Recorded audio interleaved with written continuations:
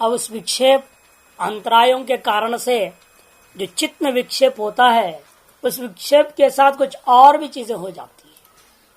उन्हीं विक्षेप के कारण से अंतराय के कारण से विक्षेप हुआ, और विक्षेप के साथ कुछ होते हैं, उनको वर्णन करने जा रहे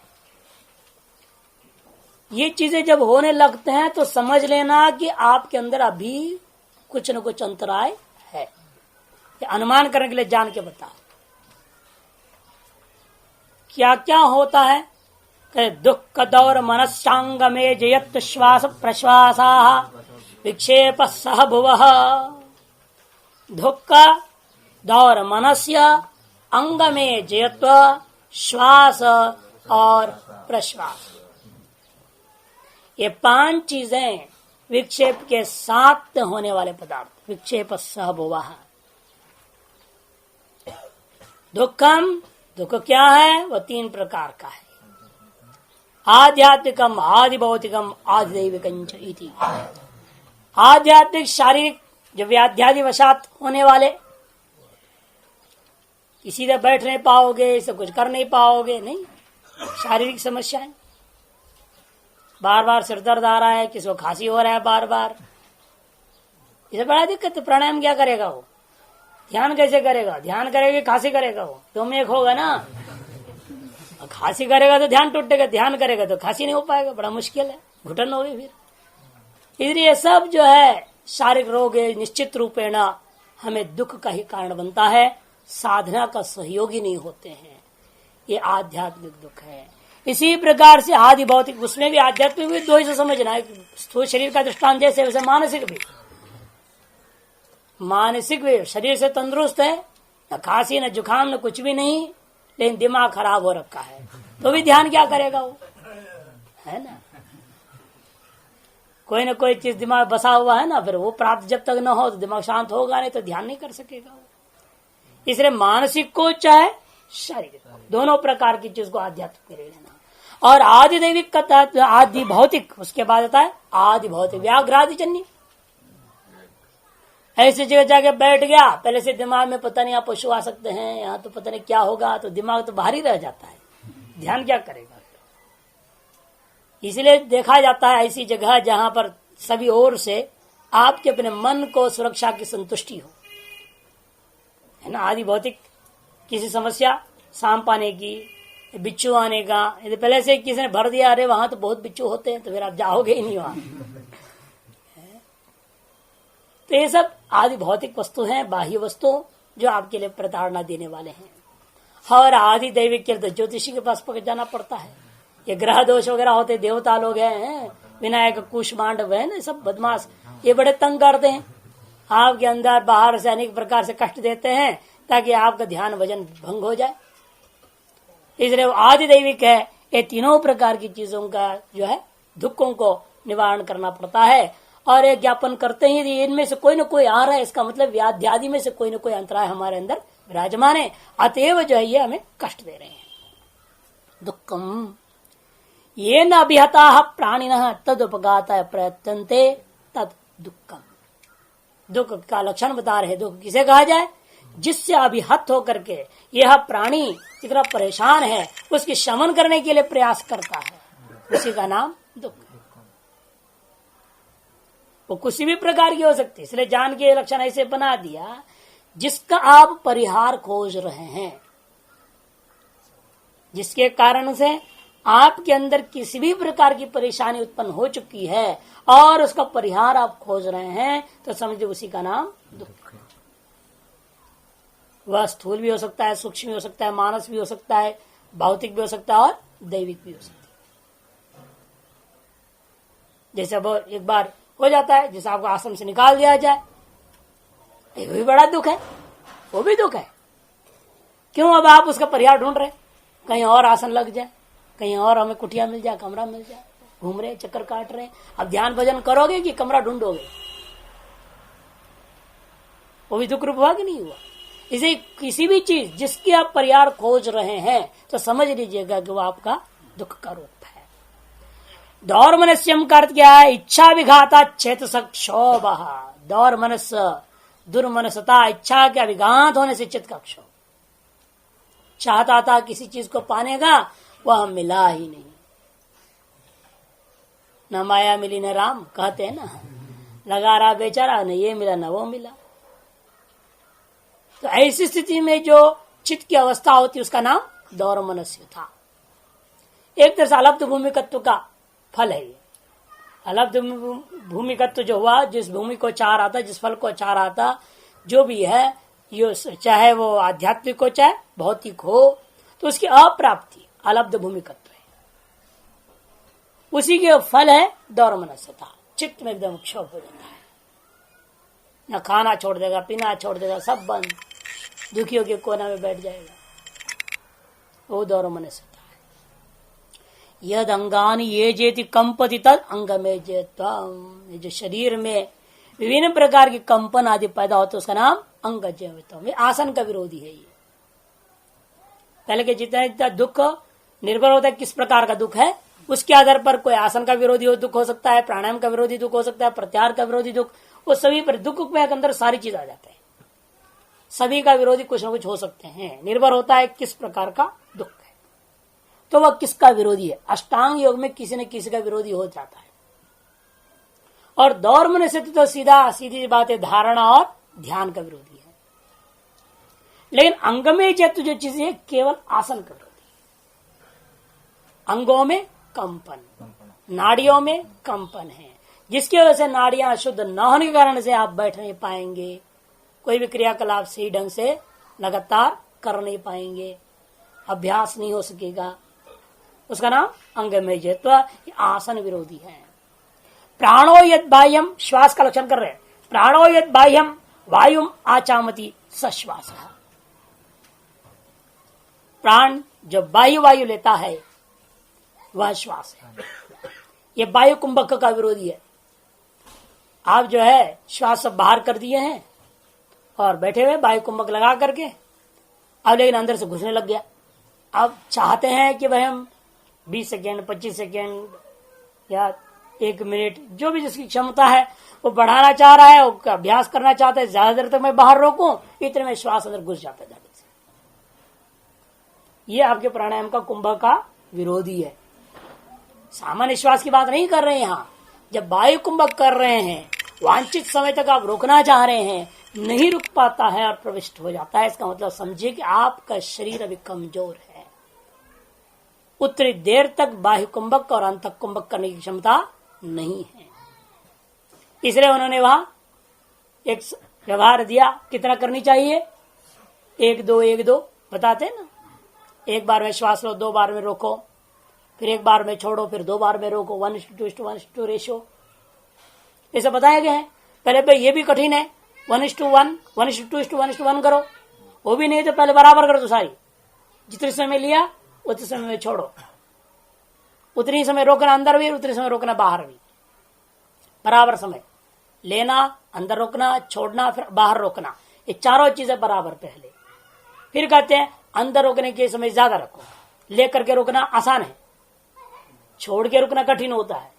इसे लिया आपने एक जितनी मात्रा में, उसकी 2 गुना समय रोक लिया भीतर, फिर छोड़ा, फिर जितने में लेने का समय था, जितने छोड़ने का उतनी ही समय में आपने छोड़ देनी है, बाहर रोकनी है। तो 1-2-1-1 हो जाता है, 1-2-1-1 होता है। फिर 1-2-1-2 बनानी है, फिर 2-2-2-2, फिर 2-4-2-2, 2-4-2-4, ऐसे बढ़ाते बढ़ाते इसकी गुणा ऐसी बढ़ती है, 1-64, 32-64 होता है अंतिम।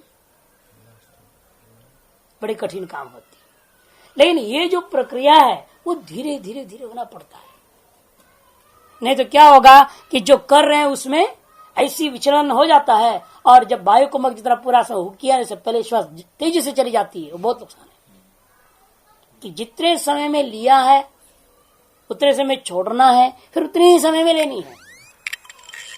पहली बार 2-4 बार तो ठीक चलता है, 5-6 बार से क्या होता है, सब काम खराब हो जाता है। ले रहा है जितने में उतने में छोड़ तो देता है, लेकिन फिर वो वायु कुंभक ऐसे करता है कि दोबारा जब ले रहा है उस समय वो आधे समय में लेने लगता है। पहली बार में जितने मिली थी उसे आधे में भर जाता है, वो पूरा प्राणायाम का प्रक्रिया खराब हो गया। इसलिए ये दोनों के दोनों बाह्य कुंभक और अंतः कुंभक के विरोधी हैं, श्वास और प्रश्वास।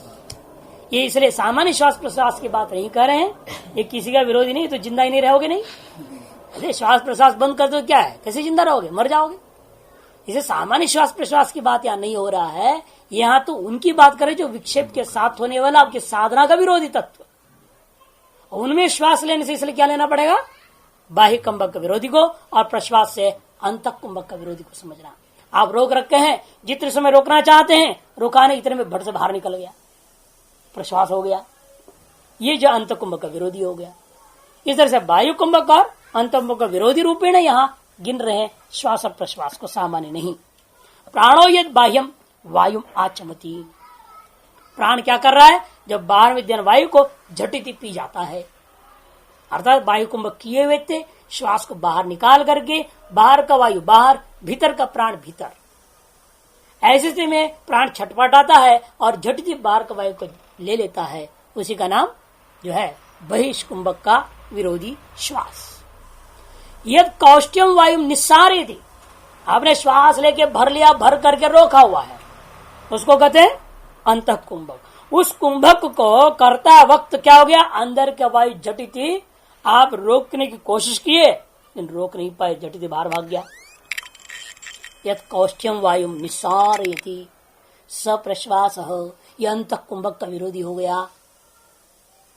ये ते विक्षेप सहभवो विक्षिप्त चित्त से, ये सब विक्षेप के साथ होने वाले, विक्षिप्त चित्त के अंदर ही रहने वाले हैं। यह एकाग्र भूमि निरुद्ध भूमियों में होता नहीं है। समाहित चित्त से ते न भवन्ति, जो समाहित चित्त वाला है उसके अंदर ये सब नहीं हो सकता।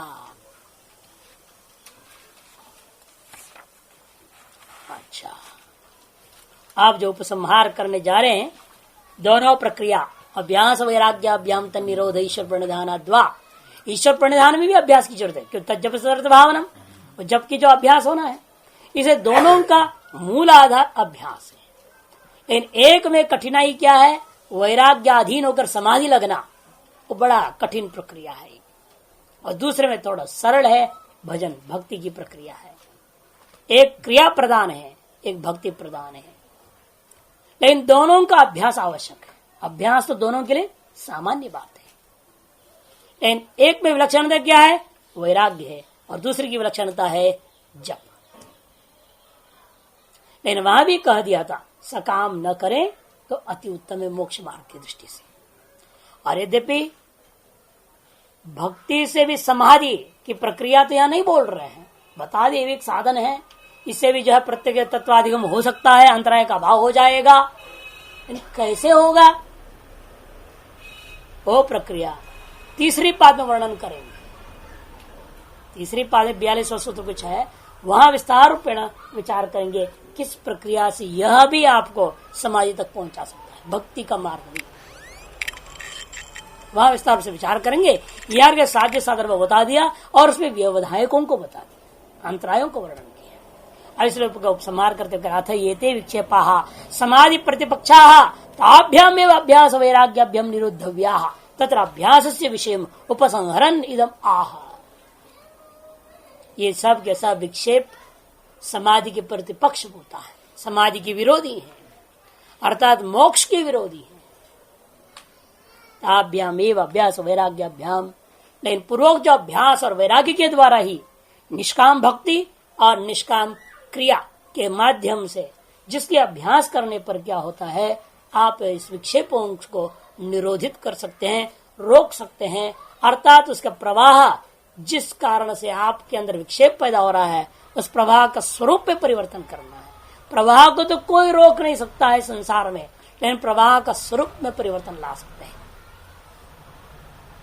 है कि नहीं। उसको अंतर्गामिनी कर दो, बहिर्गामिनी प्रवाह को अंतर्गामिनी प्रवाह कर देना है। वृत्तियों के प्रवाह को जब वृत्ति अंतर्गामिनी हो जाए, बहिर्गामिनी को रोक दिया आपने, स्वतः ही प्रारब्ध वशात मात्र बहिर्गामिनी हो, शरीरावस्थिति पर्यंत आवश्यकी भूता क्रियाकलाप करने मात्र ही बहिर्गामिनी जब होता है व्यक्ति, तब उसके अधिकतर समय अंतर्गामिनी बना रहेगा वृत्ति।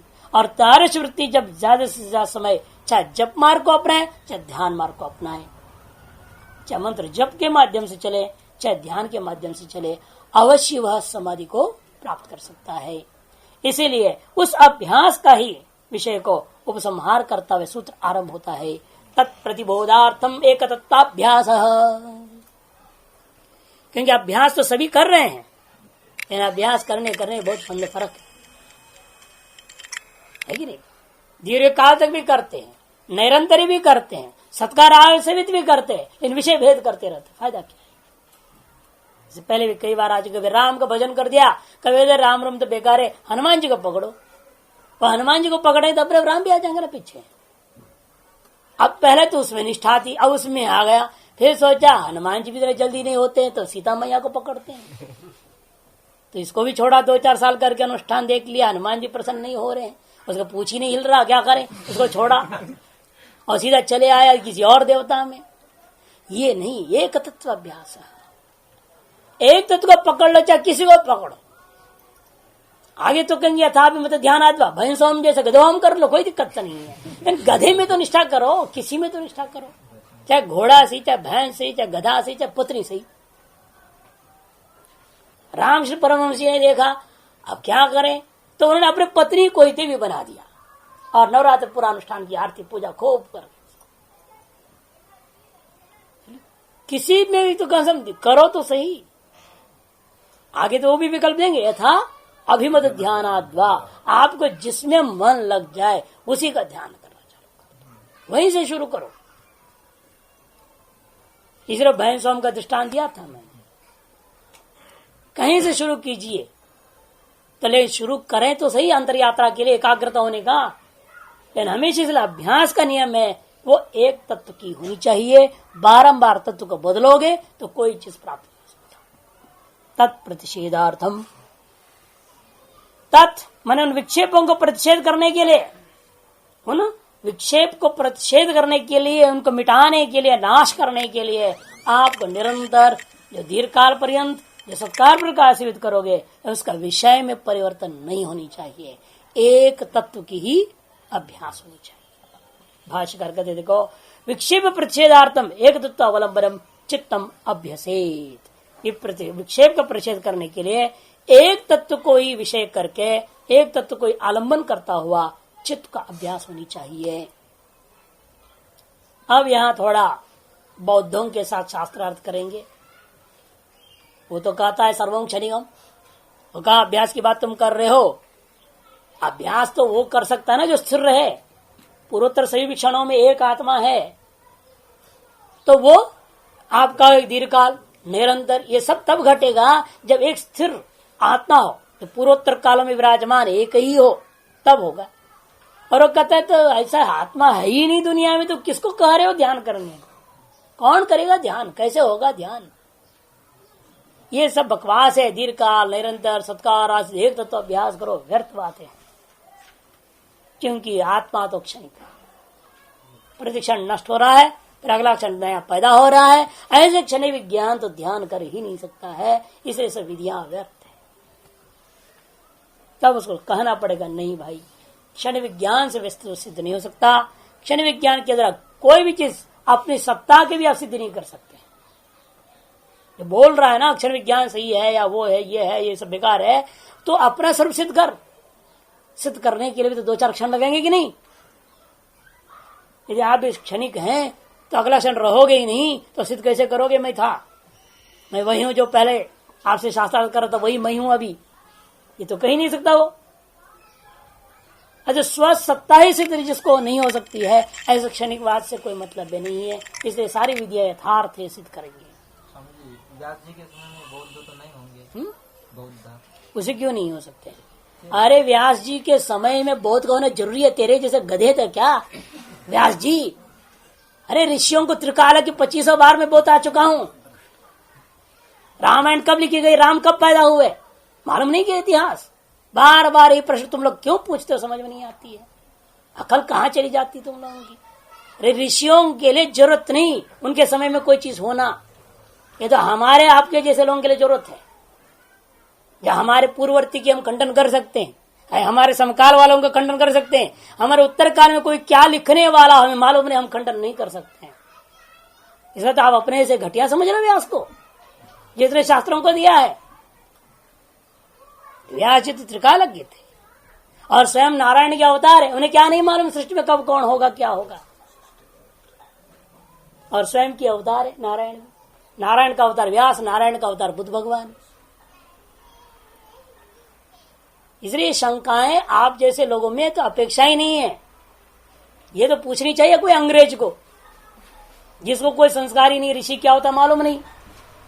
वो मूढ़ पूछे तो बड़ा अच्छा लगता है, उसको जवाब देने बड़ा आनंद आएगा हमें भी। लेकिन आप लोग ऐसे प्रश्न पूछेंगे तो भाई उचित नहीं। और इसकी जवाब मैं कई बार दे चुका हूं, ऐसे कई बार बात उठती है। 9 लाख साल पहले वाल्मीकि ने रामायण को लिख दिया था इतिहास के सिद्धांत के हिसाब से। कैसे लिख दिए? त्रिकालज्ञ हैं। अब उनके तो छोड़ो, कालिदास को मालूम था भोज की पत्नी की जांग में तिल थी, कैसे पता चला? ये तो बड़ा विवाद हुई थी कालिदास के ऊपर कि आपका मतलब कहीं संबंध होगा मेरी भानुमति के साथ। ऐसा कोई संबंध नहीं। फिर तुम्हें ज्ञान कैसे हुआ इस बात की कि उसके जांग में भी तिल है? तब उसने कहा सरस्वती की कृपा है। जिस तत्व का ध्यान करूंगा उस तत्व का आर पार सब कुछ मुझे बोध हो जाता है। जब इस कलयुग में एक मूढ़ जो कृपा से कालिदास जैसे कवि हुआ, जन्मतः अनपढ़ था, अंगूठा छाप भी नहीं था बेचारा, वो भी पता नहीं था अंगूठा क्या होता है, छपाना क्या होता है। जिस डाली पर पटे उसी को काट रहा है। ये भी अक्ल नहीं कि हम भी मरे गिरेंगे तो हाथ पर टूटेगा। ऐसी आदमी बाद भगवती कृपा से इस तरह का ज्ञानी हो सकता है, तो व्यास जी की क्या तुम सोच रहे हो? दोबारा ऐसे प्रश्न कभी हमारे सामने नहीं पूछना आप लोग। यस्य तो प्रत्यर्थ नियतम प्रत्यमात्रम क्षणिकं चित्तम तस् सर्वमेव चित्तम एकाग्रम नास्त्येव विक्षिप्तम। ये पूर्व पक्षी का कथन है, वैनाशिक बौद्ध। इसलिए यहां पर बौद्ध आकर के नाम नहीं ले रहे हैं, यस्य तू करके बात रख रहे। यदि कोई ऐसा भी कहता है प्रत्यर्थ नियतम प्रत्यमात्रं क्षणिकम, वो कहता क्या है? प्रत्यर्थ नियत है, यावत विषय है तावत विषय काल पर्यंत रहकर साथ साथ खत्म भी हो गया। प्रत्यर्थ नियत माने घट काल में घट विज्ञान, बस खत्म बात। उसके उत्तर क्षण में नहीं, न घट है न घट विज्ञान है, बात खत्म। उसको कहते प्रत्यर्थ नियतम। प्रत्यर्थ नियत का लक्षण क्या है? विषयीभूत विषय अनन्य गामित्व सती तत्रैव नाश्यत्वम प्रत्यर्थ नियत। विषयीभूत विषय अनन्य गामिनी गामित्वे सती, अनन्य गामित्वे सती तत्रैव नाश्यत्व, ये इसका लक्षण है। विषयी जो आत्मा है, जीवात्मा है, जो अनुभव कर रहा है विषय है ना, और उसका अनुभव का विषय घट है। और घट और आत्मा दोनों का समान काल में रहना, उसके उत्तर काल न घट है न आत्मा है, दोनों खत्म हो जाना, उसको कहते हैं प्रत्यर्थ नियतत्व। विषयीभूत विषय अनन्यगामित्वे सती तत्रैव नाशत्वम, साथ साथ नष्ट भी। जैसे एक लहर आप देखते हो उत्पन्न होता है, स्थिति को प्राप्त हुआ फिर नष्ट हो गया, उतनी स्थिति उतने काल को कहते वो क्षणिक। उतने ही काल घट भी है, उतने ही काल आत्मा भी, ये समस्या है। आत्मा भी साथ साथ नष्ट हो गया। घट को जानना, जानने वाला और वह घट जानने योग्य वस्तु जो था, वो सब के सब एक साथ खत्म भी हो गए, एक साथ उत्पन्न होते जाते हैं, ज्ञान भी होते जाता है और साथ साथ साथ सब के सब नष्ट भी हो जाते हैं। न ज्ञाता अलग रह गया, न ज्ञेय रह गया, न ज्ञानी रह गया, तीनों ही ठप हो गए। उसको कहते हैं कि प्रत्यर्थ नियतत्वम। विषयीभूत विषय अनन्यगामित्व सती तत्रैव नाश्यत्वमिति प्रत्यर्थ नियतत्वम। अतएव वह प्रत्यमात्रम। अगला विशेषण दे रहे हैं प्रत्यमात्रम। प्रत्यमात्रम क्या मतलब क्या? ज्ञान वृत्ति सती निराधार वृत्तिमत्तम। ज्ञान वृत्तित्व सती निराधार वृत्तिमत्तम, उसे कोई आधार नहीं हो सकता, अतः साथ साथ नष्ट हो रहा है। यदि आधार रहेगा तो आधार में क्या ना, जैसे नदी रूपी आधार है, लहर उत्पन्न होता है, लेकिन नदी नाम की चीज तो है ना। यदि लहरी नदी होता उसका कोई आधार ही ना होता तो लहर नष्ट हुआ, तो आपको व्यवहार करना पड़ेगा, नदी भी नष्ट हो गया। लेकिन आप जान रहे लहर उत्पन्न हो रहा है, नष्ट हो रहा है, उत्पन्न हो रहा है, नष्ट हो रहा है, लेकिन फिर भी आप नहीं कहते हैं गंगा नदी भी नष्ट हो गई, हर लहर के साथ गंगा भी नष्ट हो रही है, ऐसा बोलता है क्या कोई? नहीं। क्यों? आप ये मान रहे हैं उसे कोई नियत आधार है, और ऐसे वो नहीं मानते। इसलिए प्रत्यय मात्र मने ज्ञान आकार वृत्तित्व सती निराधार वृत्तिमत्तम। ज्ञानाकार वृत्ति हुआ, वो स्वयं आत्मा घटाकार को भी प्राप्त हो रखा है, ज्ञानाकार को भी प्राप्त हो रखा है, वो सारा आकार विषय आकार और विषय आकार और विषय विषय संबंध आकार वगैरह होकर के साथ साथ वो नष्ट भी हो जाता है। इसीलिए वो उसको कोई आधार नहीं रहा, अतः उसको कहते प्रत्यय मात्र, विज्ञान मात्र स्वरूप है। लेकिन विज्ञान मात्र स्वरूप हो तो कोई आपत्ति नहीं, हमारे यहां सब सर्वम ब्रह्ममयम है, सर्वम खलविदम ब्रह्म, विज्ञान मात्र रूप ही है, सत्यम ज्ञानवंतम ब्रह्म, विज्ञानम आनंदम ब्रह्म। इसलिए ब्रह्म तो विज्ञान रूप है, विज्ञानात्मक सारा जगत है, तो विज्ञान मात्रम कहने में कोई गलत नहीं है। लेकिन आगे जोड़ दिया उसने क्षणिकंच, वो विज्ञान नित्य नहीं, क्षणिक, ऐसा यह चित्त है, चित्तम तस्य, और उसे अतिरिक्त कोई आत्मा नहीं मानता है, तस्य सर्वमेव चित्तम एकाग्रम, अतएव चित्त सदा एकाग्री होगा। क्योंकि एक क्षण में और विक्षेप कहां से आएगी? एक क्षण में ही रहने वाला आत्मा में विक्षेप अवस्था, एकाग्र अवस्था, निरुद्ध अवस्था, क्षिप्त अवस्था, मूढ़ अवस्था वगैरह वर्णन कर सकते हो क्या? 5 भूमि वाला आपने माना, मूढ़, क्षिप्त, विक्षिप्त, एकाग्र और निरुद्ध, ये 5 अवस्थाएं एक क्षण में हो सकता है क्या? असंभव। इसलिए एक क्षण में एक ही अवस्था होगी, और उस अवस्था में कैसे होगी? तो कहता है वो सदा एकाग्री होगा, विक्षेप का प्रसंग ही नहीं है, न मूढ़ अवस्था है, न क्षिप्त है, न विक्षिप्त है, न निरुद्ध नाम का वस्तु हो सकता है। क्योंकि जो क्षणिक विज्ञान है वो किसी न एक विषय के साथ एकाग्र हो रखा है। जो घट को जान रहा है विज्ञान, तो घट के साथ ही तादात्म्य रखा है, और घट और विज्ञान भिन्न भी नहीं है। घट विज्ञान, घट विज्ञाता, वो सारी चीजें एक है उनके मत में। जब सारी एक है इसका मतलब क्या? वो एकाग्र है। इसलिए हमारे यहाँ तो विक्षेप नाम का चीज ही नहीं है, कहता है बौद्ध। आप करें विक्षेप को दूर करने के लिए इतना लफड़ा करो, क्यों करो? क्योंकि हमारे मत विक्षेप नाम का चीज नहीं है, हम तो सदा एकाग्र ही है ना। जैसे पहाड़ के लोग बोलते हैं हम तो भाई जन्मजात हिमालय में जन्म लिए, तो हम तो देवता है, हमें क्या जरूरत है नहाने धोने की, नहाने धोने तुम्हारा काम है। तो हम तो पहाड़ में जन्म दिया है भगवान ने, हम तो हिमालय के वासी हैं, हम सब देवता हैं। देवता नहाते हैं क्या? देवताओं को नहलाया जाता है, आप नहलाओ तो बात अलग। कुछ करने की जरूरत है, वो तो एकाग्र है, वही कर रहे हैं। सर्वमेव चित्तम एकाग्र नास्त्येव विक्षिप्त।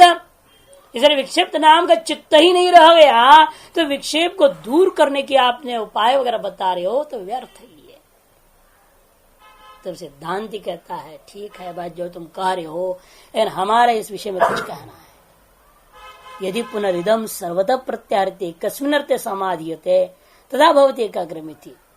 अरे एकाग्रम तुम बोल रहे हो अपने क्षण विज्ञान को, एकाग्र शब्द का अर्थ क्या मुझे बताओ पहले। आप एकाग्र शब्द प्रयोग कर रहे हैं, इसका मतलब उससे भिन्न अन्य तत्व को स्वीकार कर रहे हैं। कि एकाग्र शब्द प्रयोग का मतलब क्या है? इस शब्द का अर्थ क्या है? आप एकाग्र हैं, इसका मतलब है आपका चित्त अन्य विषयों को ग्रहण नहीं कर रहा है, ये तो अर्थ हुआ। यह अर्थ निकालने के लिए आपको अन्य वस्तुओं की सत्ता स्वीकार करनी पड़ेगी। इसका मतलब क्या मान लोगे क्षण विज्ञान से भिन्न भी वस्तु होते हैं? फिर सर्वम क्षणिकम बात आपका खंडन हो जाएगा। इसे वजत व्याघात दोष है। यहाँ जब क्षणिकम चित्तम कह करके उस चित्त को एकाग्र भी कह दिया आपने, तो वजत व्याघात दोष फंसेगा। क्योंकि एकाग्र अवस्था उस चीज का नाम है जो अन्य सकल से व्यावर्तन कर एक विषय में चिपक जाना। इसे कहते हैं सर्वत प्रत्यार्त्य। सर्वत माने स्वभिन्नत्व जितने विद्यमान है, बाह्य या अंत है, सकल वस्तुओं से प्रत्याहरण करके एकस्मिन्नेव अर्थे समाधियते, एक तत्व का, एक वस्तु का, एक विषय पर निरंतर समाधान कर लिया, चित्त को स्थापित कर रखा है। यदा तदा भवति एकाग्र, तब एकाग्र नाम का चीज हुआ करता है। अतो न प्रत्यर्थ नियतम, इसलिए ये आपका लक्षण जो बनाया ना, प्रत्यर्थ नियतम एकाग्रम सर्वम चित्तम, ये दोनों ही बात बनती नहीं। हाँ, प्रत्यमात्म तो मानूंगा, प्रत्यमात्र हमारे मत में स्वीकृत है, लेकिन जो आगे पीछे विशेषण आपने दिया प्रत्यर्थ नियत हुआ करेगा, वो गड़बड़ है। क्षणिक होगा वो गड़बड़ है, और सर्वम चित्तम एकाग्रम जो कह दिया आपने, एक ऐसा नहीं हो सकता। अतो न प्रत्यर्थ नियतम थी। तब पूर्व पक्षी कहता है यो भी सदृश प्रत्यय प्रवाह चित्तम एकाग्रम मन्यते।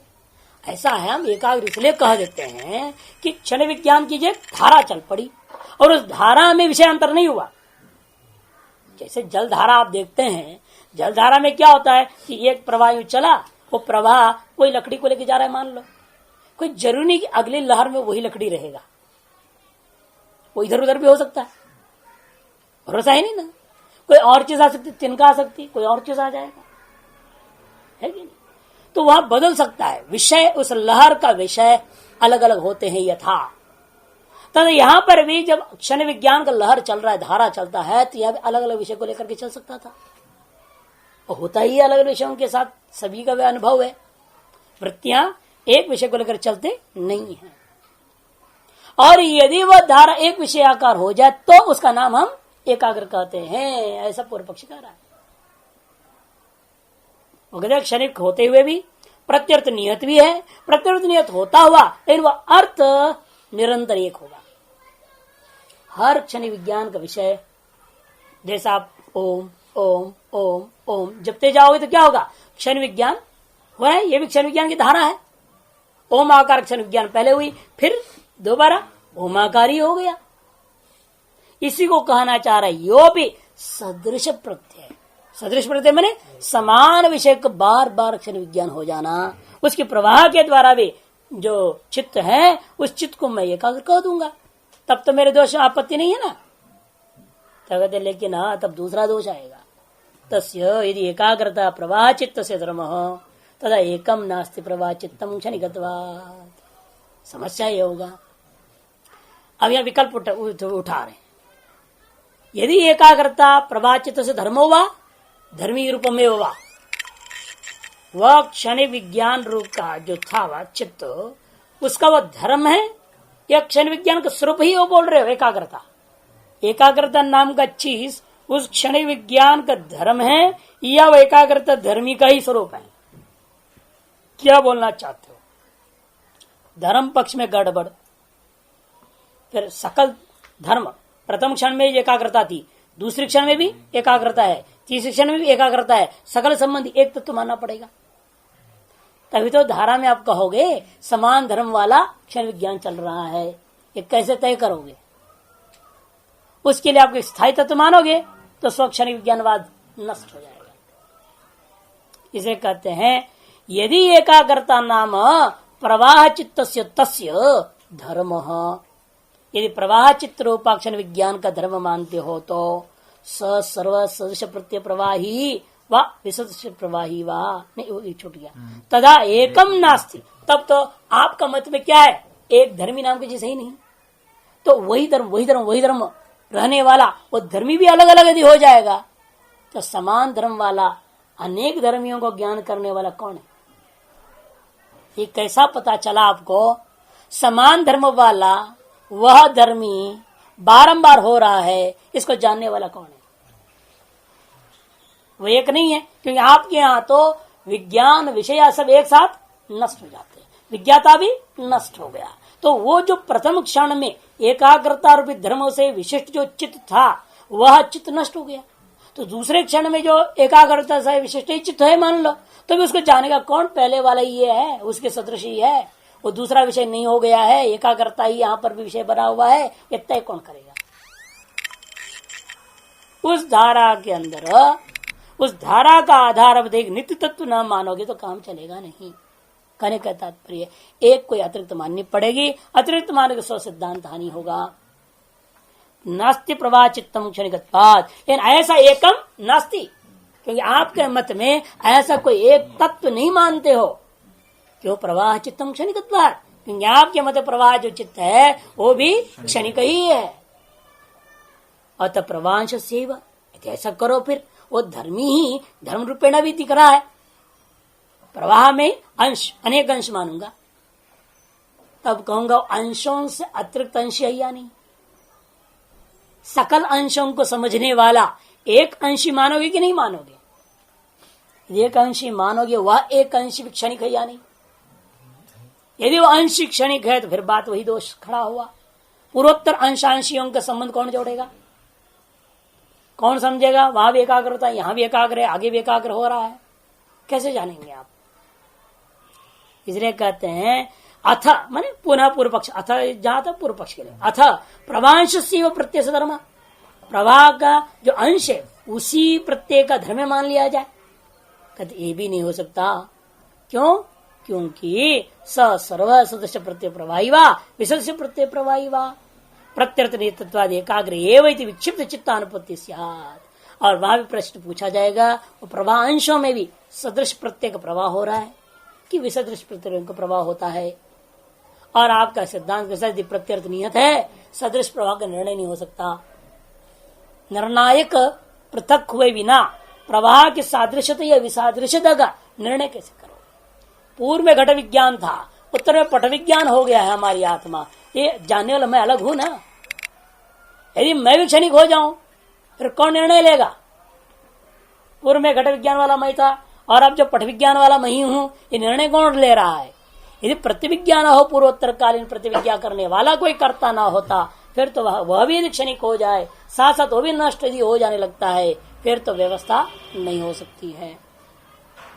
वे कहते हैं सर्व सदृश प्रत्यय प्रवाही वा, मैंने सर्व मैंने सभी अंश सदृश प्रत्यय प्रवाही है या सदृश प्रत्यय प्रवाही है, यह आप निर्णय इसलिए नहीं ले सकते हो क्योंकि आपका मत प्रत्यर्थ नियतत्वाद एकाग्र एवं विक्षिप्त चित्त अनुपत्ति ही, क्योंकि आपके यहाँ सब कुछ प्रत्यर्थ नियत है, एकाग्र ही है, इसलिए विक्षिप्त चित्त की उपपत्ति नहीं हो सकती। आपका जो सिद्धांत है वो हानि हो जाएगा। तस्माद एकम अनेकार्थम अवस्थितम चित्तम इति, इसे आपको माननी पड़ेगी एक चित्त है, अनेक अर्थों के साथ संबंध करता हुआ अवस्थित रहने वाला चित्त को आपको मानना ही पड़ेगा। इस प्रकार से बौद्धों को खंडन करके उन क्षणिक विज्ञानात्मक चित्त से भिन्न कोई तत्व है जो चित्त है। क्षणिक विज्ञान को चित्त कहना उचित नहीं। वह चित्त अलग चीज है जो कि नित्य रहता है, वह एक है, अनेकार्थ संवेदी होकर के रहता है। अतएव समझ पाता है कि वह हमारा जो चित्त है वह कैसा है, विक्षिप्त है कि एकाग्र है कि क्या है, ऐसे समझने वाला उस चित्त से भिन्न पुरुष रूपा साक्ष्य माननी ही पड़ेगी। और कुछ अन्य लोग शंका करते हैं, यदि चित्तेन एकेन अनन्विता स्वभाव भिन्न प्रत्यय जायरन, यदि मान लीजिए आश्रय जो एक चित्त के साथ असंबद्ध स्वतंत्र परस्पर भिन्न प्रत्यय का समूह उत्पन्न विनाशशाली मान लो, तब भी नहीं हो सकता। क्यों? अथ से यहां सिद्धांति बोल रहे हैं, अथ शब्द, फिर तो कथम अन्य प्रत्यय दृष्ट से अन्य समर्था भवेत्, समस्या ये होगी। यदि आप एक चित्त के द्वारा अनन्वित होकर के परस्पर अनुभव हो रहा है मानते हो, इससे उसे कोई संबंध नहीं। अनन्वित का मतलब क्या? संबंध भाव। चित्त भले एक है लेकिन पूर्वोत्तर को संबंध नहीं मानेगा यदि, फिर तो पूर्व में अनुभव जो हुआ था उसके बाद में स्मृति कौन करेगा? दूसरा करेगा। जब संबंध नहीं मानोगे तो दूसरा मानने पड़ेगा, और दूसरा मानने पर दोष है, कृत विप्रनाश अकृत अभ्यागम दोष आएगा। किया किसने? भोगे कोई और, क्योंकि उसका आगे संबंध नहीं रहेगा उसके साथ। प्रत्येक जो उसकी जो है प्रत्यर्थ नियत होता हुआ जो विज्ञान का जो स्थिति है वो अलग अलग है, असंबद्ध है ना, पर भिन्ना भी शब्द प्रयोग कर रहे हैं, स्वभावत ही भिन्न है और अनन्वित भी है, असंबद्ध एकदम अत्यंत भिन्न है और अत्यंत असंबद्ध भी है। भिन्न हो तो कोई आपत्ति नहीं, लेकिन संबद्ध हो तो व्यवस्था भी बना दिया जा सकता है, लेकिन भिन्न होता हुआ असंबद्ध कहने पर उनको अनुभव कोई नहीं कर सकेगा। तो फिर समस्या होगा। अनुभव कोई कर रहा है, स्मृति कोई और करेगा, कर्म कोई और करता है तो भोग कोई और करने लग जाएगा, ये समस्या खड़ी होगी। अन्य प्रत्योपचित कर्माशय अन्य प्रत्युपभोक्ता भवित, इस सिद्धांत आक्षेप में क्वेश्चन मार्क इसलिए प्रश्न चिन्ह जो दिया गया इसीलिए कि दिखा रहे सिद्धांत ऐसा आक्षेप दे रहा है उस पर, ये सब आपत्तियां बनेंगे। कथनचित समाधि मानव तद गोमय पायसीयम न्याय आक्षेपते, यदि किसी प्रकार से मैं समाधान कर रहा है जैसे जैसे हो जाता है ऐसे कह दोगे तो गोबर और खीर बराबर हो जाएगी, गोबर और दूध बराबर हो जाएंगे। किसने बनाया? गोमयम क्षीरम कर दिया, अनुमान कर दिया, गोमयम क्षीरम। क्यों? गव्यत्वात कर दो अनुमान। क्या अनुमान मान लोगे? क्या गोबर दूध हो जाएगा?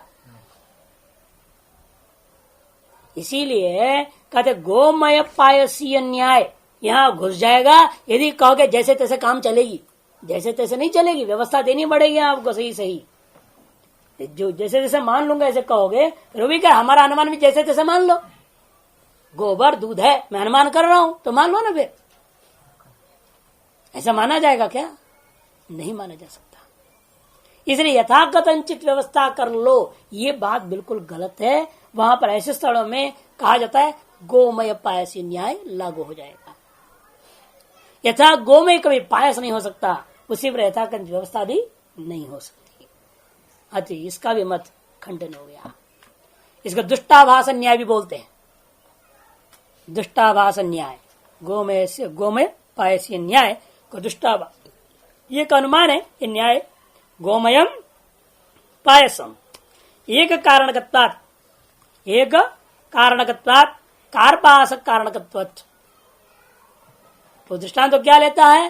धागे, रुई से धागा बना और धागे से कपड़ा बना, अतः कपड़ा भी रुई से ही बना हुआ है ना।